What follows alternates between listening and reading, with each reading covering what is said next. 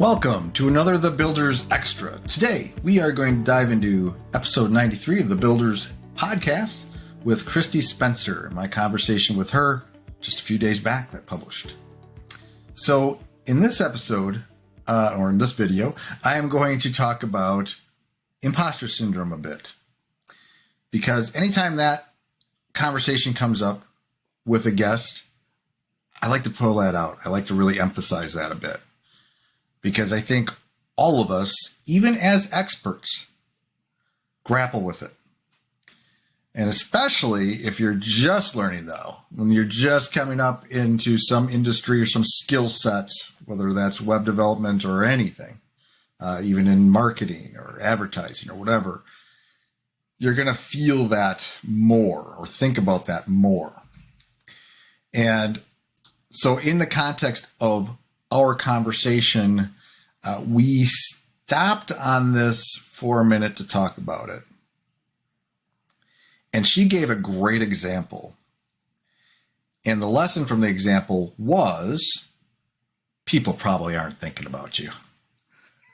They're probably not analyzing you the way you think they are. You know, I know there's some like quotes out there or something about, you know, if you really knew that people aren't really they're not thinking about you, you wouldn't worry about it. Because most people aren't. Most people, like I told her, they're focused on their lives, their dailies, their family, their work, their own problems. They're not necessarily focusing on you, or they are the ones that are self-conscious about what's going on at the moment. So her example was related to, I believe it was a banquet or something or somewhere she was going to maybe speak. And it was related to etiquette, because that was the whole conversation was around etiquette. Go check it out. It's actually really good. It really is. I'm not just saying that. But she sat down at the table. And the thing about that is you would think her sitting down at a table, let's say a dining room table, with a bunch of guests there, and she is the etiquette expert. Who's the one that should be self-conscious in that situation? They think about each one of those individuals, they're thinking, oh boy, I better put my fork in the right place, or I better hold my fork in a certain way, or better hold my cup in a certain way, or maybe interact with people at this table in a certain way.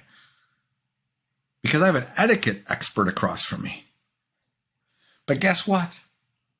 That etiquette expert is even more self-conscious, because she knows that everyone in this room is looking at her and what she's doing, because she is the actual expert. So it's the expert that sometimes could be more self-conscious, or being afraid of, like what she puts it, being found out. Is she really an expert? Is she good enough for this table? So you got to think that it's kind of a two-way street there. There might have been some people that were self-conscious of that, but she's actually the one that is the most. So that's that example. And there's examples even that I can pull from my years doing what I'm doing. Like in web development design, imposter syndrome is something that everyone talks about or brings up at some point. I've worked with a lot of different people over the years, and different levels of experts. And a lot of times it's actually it depends a lot on the audience, right? So as good as I think I am at that moment, there's always somebody better than you. I worked at a company years ago where there was a programmer there that was top of the line. Like, he had been working there for years. He was a back-end guy. I think it was after this, but he got Zen certified and all this. So he was like cream of the creme or something like that. Cream of the la creme? Go look it up. I don't know. Anyway, but No, he was the top of the top, but nice guy, great guy. But we got on so many calls over those years where he'd be looking at my code, or we'd be going through a coding problem. And guess who was like the imposter right there? But he'd always, once or a few times he'd talk to me about that. He's like, don't worry about it. You know more than you think. You're better than you think you are. And I think that's great advice, no matter who you're in a room with. You're in that room for a reason, and you're probably better than you think you are. So you just got to focus on the task at hand, focus on the next steps, focus on the conversation, the problem. Don't worry about anything. Because even, in that context, he might, like Kristi was, he might have been self-conscious too. You don't know. Like, he's like thinking, well, I better tell this guy the right thing or have the right advice because I'm supposed to be the expert here. Those type of things can happen. But there's also this other element where, depending on, again, the context, you can be an expert in something, but maybe a different flavor of expert, right? You have different experience, your own experience you're bringing to the table. So you can have multiple web developers, use them as an example again, seeing that I'm one.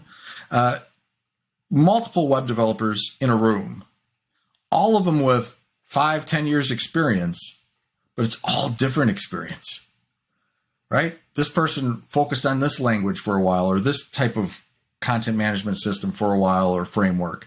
This, this type of person they worked for, this type of company they worked for, a different vertical or different market they work for inside.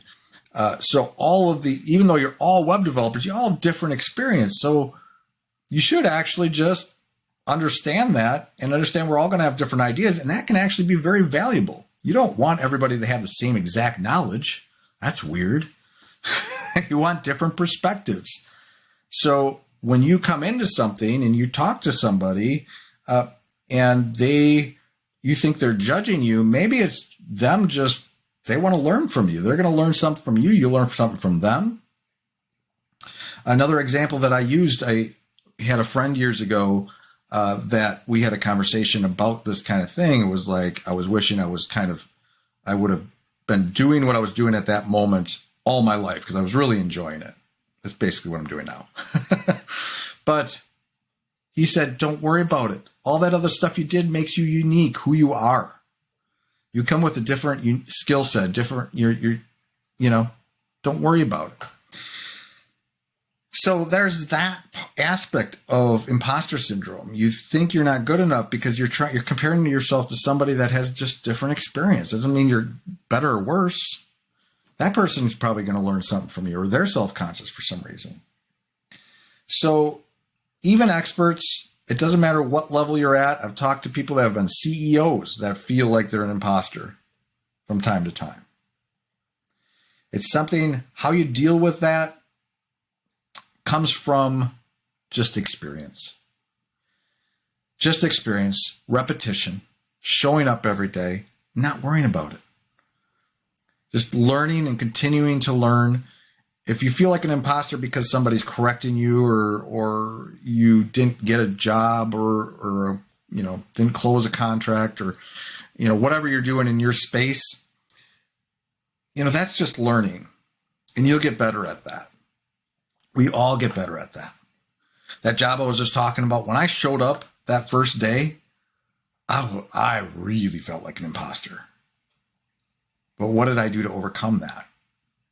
I took the job, and then day by day, I worked through problems, and I studied on the side. I got better and better and better. I studied programming. I focused on the things around that project that would make me better. And I just kept honing my skills and learning and listening and getting feedback and getting better and better and better.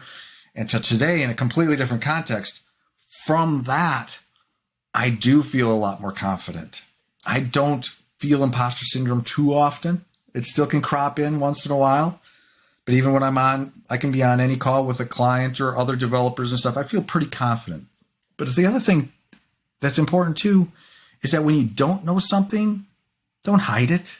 Admit it, right? Tell them, like, I don't know that, but I can learn that, or I'll read up on that, or tell me, what are your thoughts on that? I don't know too much about that. Can you talk to me about that?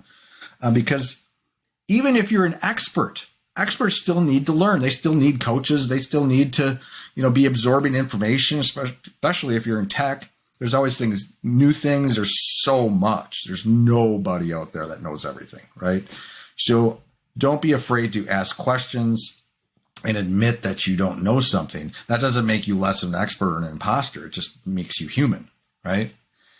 And just know that you're going to be fine. And most people in that room aren't going to care. They're not going to care. They're just focused. Most people in that room are not focused on what you're doing or what your knowledge is. They're focused on the problem.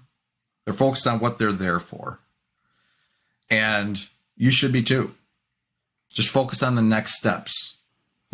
Focus on the next steps. Focus on the project at hand.